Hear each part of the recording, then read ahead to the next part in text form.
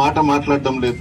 ఉప ముఖ్యమంత్రి పదవి తీసుకొని ఒక బంగ్లా జీతం తీసుకుంటున్నావే తప్ప నోరు మెదపడం లేదు ఎందుకని అడుగుతున్నా పవన్ కళ్యాణ్ గారిని.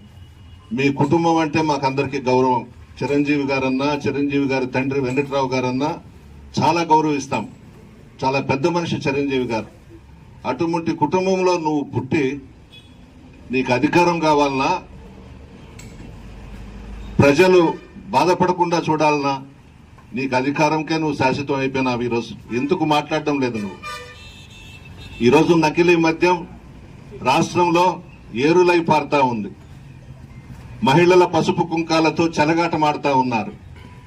చిత్తూరు జిల్లాలో చంద్రబాబు నాయుడు గారి సొంత చిత్తూరు జిల్లాలో తెలుగుదేశం పార్టీ తరఫున పోటీ చేసి ఓడిపోయిన వ్యక్తే ఈ నకిలీ మద్యాన్ని సృష్టించి ఏరులై పారిస్తా ఉన్నాడు రాష్ట్రంలో.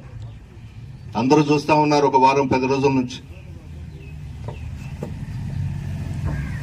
ఈరోజు పత్రికల్లో వచ్చింది, చంద్రబాబు నాయుడు గారు ఎంక్వైరీకి ఆదేశాలు చేశారు. ఎవరిని వేశాడు ఎంక్వైరీకి? చంద్రబాబు నాయుడు జేబులో ఉన్నటువంటి సిట్ ని వేశాడు. ఆ అధికారులంతా రిపోర్ట్ ఇవ్వమంటే ఆ విధంగా రిపోర్ట్ ఇస్తాడు. ఆ ఎంక్వైరీలో న్యాయం జరగదు. అంటే నీకు సంబంధించిన వాళ్ళు ఈ నకిలీ మద్యం కేసులో ఉన్నారు కాబట్టి వాళ్ళని తప్పించాలి కాబట్టి నువ్వు సిట్ వేసావు ఎంక్వైరీకి.